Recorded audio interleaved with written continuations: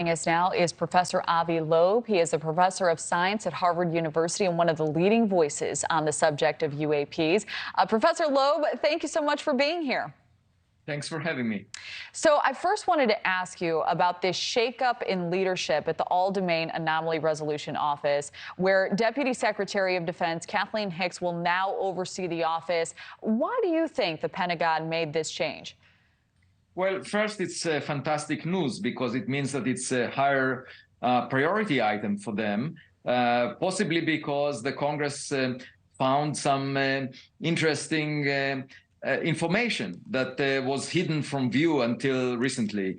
And it means that it's a high priority, meaning that it either has national security implications or something that is of great interest to scientists. Maybe they have evidence for something that came from outside of this Earth. Either way, it's a good development. And I hope that if it's the latter, if it has nothing to do with national security, but more with science, that we will be given access to that information. Scientists like myself that work with open data, because I would be delighted to help government figure it out. So this new website that will provide declassified information on UFOs, is this a sign the military is taking accountability when it comes to UAPs? Yeah, it means also that people are encouraged within the military to report, because now it will be public and it will not be stigmatized anymore. So it means there is something out there, and maybe they don't know what it is, maybe they do, but at any event, we hope to get to the bottom of it. And my hope is that if there is anything that is of interest to scientists, that they will share it with people like me. I would be delighted to be engaged and help them resolve those mysteries. Yeah, certainly fascinating information. So the Pentagon said it's looking into interviews that former intelligence officer David Grush had with about 40 witnesses. What's your take on some of the claims that he's made?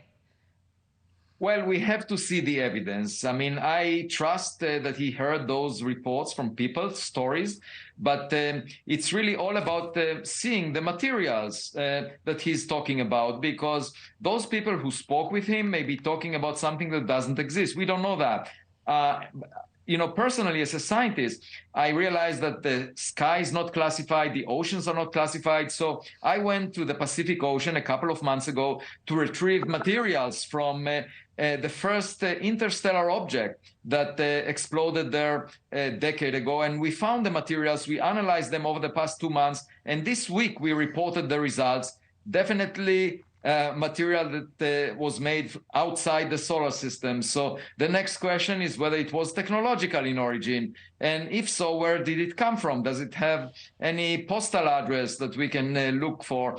And that will be the subject of studies that we do in the coming months. I'm just trying to figure out if we can find something new you know, from the bottom of the Pacific Ocean before we learn it from the US government in Washington. Certainly, we all want to know. And you recently had a conversation with NewsNation's Elizabeth Vargas about the discovery your team made on the interstellar meteor found in the ocean. Let's listen to the clip and then we'll come back for a question. More interestingly, this object was moving really fast, faster than 95% of the stars in the vicinity of the sun. And moreover, it had material strength that was tougher than all other space rocks recognized by NASA over the past decade. So you say it had material strength tougher than any space rocks recognized by NASA. Would you mind further expanding on that, as well as outlining the significance, in your view, of this discovery? Right. So this object was moving very fast through the atmosphere, and it was able to sustain very high stress as it went down to the lower atmosphere. And we calculated that it must have been tougher than even iron meteorites, because otherwise it would have exploded very high up in the atmosphere. And of course, all of that relies on the measurement by the US Space Command, by satellite data of the speed of this object, which the US Space Command confirmed at the 99.999% confidence in an official letter to NASA back in March 2022.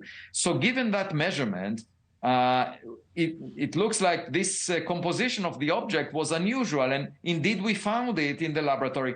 Actually, right now I'm thinking about trying to reproduce this meteor, perhaps in the laboratory. If we know we have the ingredients, just like in a recipe for a cake, you can mix them together and see what you get.